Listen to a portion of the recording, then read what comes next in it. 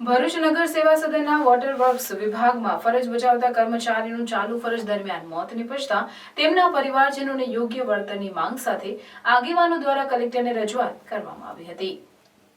ભરૂચ નગર સેવા સદનના water works વિભાગમાં રોજમદાર કામદાર તરીકે છેલ્લા 27 વર્ષની ફરજ બજાવતા શંભુ જયસિંહભાઈ વસાવાનું તારીખ 21/1/2025ના રોજ સોનેરી મહેલ ટાંકી પર ફરજ દરમિયાન રાત્રિના સમયે મોત નિપજ્યું હતું।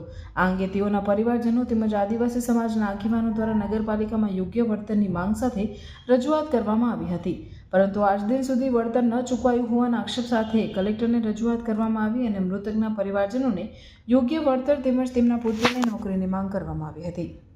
આ કાર્યક્રમમાં નગરસેવક હેમેન્દ્ર કોઠીવાલા સહિત આદિવાસી સમાજના આગેવાનો અને પરિવારજનો જોડાયા હતા।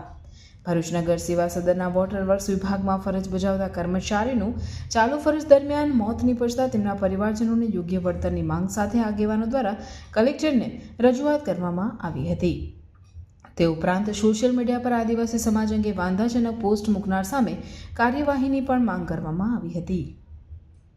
ચાલુ નોકરીએ નાઇટ શિફ્ટમાં એમનું ત્યાં અવસાન થયું છે, ત્યાં મૃત્યુ પામ્યા છે અને આ અરસામાં નગરપાલિકા મને કોઈ જાતનું જવાબ સારો આપતા નથી। અમે જઈએ છીએ, અમને ધક્કા ખવડાવે છે અને સિવિલમાંથી બી અમારે જે રિપોર્ટ લેવાનો છે પીએમનો, સિવિલમાંથી કે પોલીસ સ્ટેશન જાઓ, પોલીસ સ્ટેશનમાંથી કે સિવિલમાં જાઓ અને નગરપાલિકા આજ સુધી અમને કોઈ જાતનું ફોન પર કે રૂબરૂમાં આવીને કઈ રીતે અમને કાંઈ જ મુલાકાત પણ કરી નથી અને એકદમ નિરાશાપણા જેવા એમના જવાબો મને મળે છે। આજે હું 27 વર્ષથી મારા ઘરવાળા ત્યાં કામ કરે છે, તેમને 27 વર્ષમાં એમણે આપ્યું શું નગરપાલિકાને? એમને ગુંગળામણની અને શારીરિક થોડીક તકલીફ હતી, તોય છતાં કોઈ અધિકારી એમનું સાંભળ્યું નથી અને રજા એમને માંગી તોય છતાં રજા આપી નથી અને એવી હાલતમાં પણ એમને જ્યારે નગરપાલિકાની સેવા કરી હોય અને ચાલુ ફરજ દરમિયાન મૃત્યુ પામ્યા અને એમના પરિવારને જ્યારે નગરપાલિકાની જરૂર પડી છે, જ્યારે એમનું પરિવાર એમના વગર વિખેરાઈ ગયું છે અને એમના ઉપર ગુજરાન ચલાવતા હતા।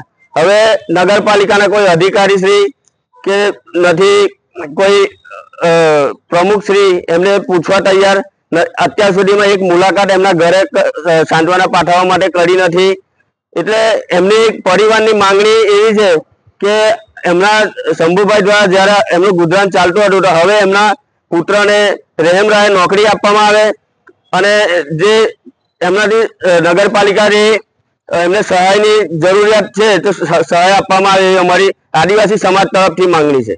જે સાચા પક્ષો છે એમની પાસે અમે ઘણીવાર એમના પરિવાર જોડે, એમના બાળકો જોડે અને અમારા સમાજ દ્વારા ઘણીવાર 2 થી 3 વાર એમને રાવ નાખી છે કે મૃતકને તમારાથી ફૂલ લઈને ફૂલની પાંખડી રૂપે એમને કંઈક સહાય આપો, વળતર રૂપે સહાય આપવી જોઈએ અને એમના છોકરાને હમણાં હાલ પૂરતી નોકરી આપવી જોઈએ।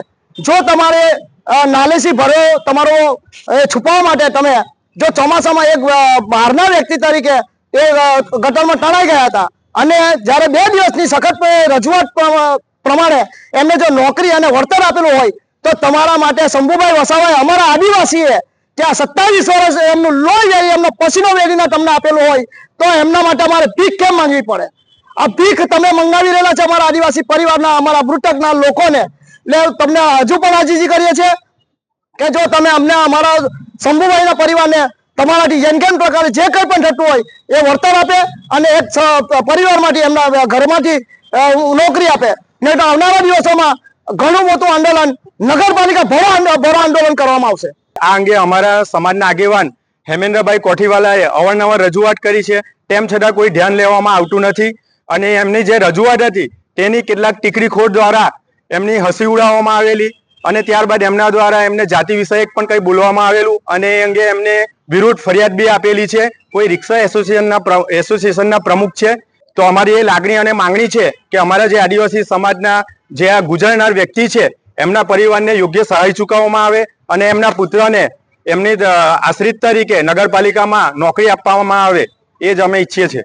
दहेज बाईपास पे घर लेना चाहते हो या तवरा रोड पे प्रॉपर्टी या फिर भरूच अंकलेश्वर में रियल एस्टेट में इन्वेस्टमेंट प्लान कर रहे हो, अब सब कुछ होगा आसान, क्योंकि फर्स्ट टाइम भरूच में दूधधारा डेयरी ग्राउंड पर होने जा रहा है real estate and property expo 2025, जहां 100 से भी ज्यादा प्रॉपर्टीज, 50 से ज्यादा टॉप डेवलपर्स के साथ आपको मिलेगा लोन असिस्टेंट और exclusive discount and complete information of real estate and properties. ये एक्सपो होने जा रहा है 21st, 22nd एंड 23rd फरवरी को दूधधारा डेयरी ग्राउंड पर। एक्सपो में आप इंडस्ट्री के एक्सपर्ट से डायरेक्ट नॉलेज ले सकते हैं, जिसमें आप बैंकिंग प्रोफेशनल्स, प्रॉपर्टी कंसल्टेंट्स और बिल्डर्स से डायरेक्ट आपके सवाल पूछ सकते हैं। एक्सपो में एंट्री बिल्कुल फ्री है।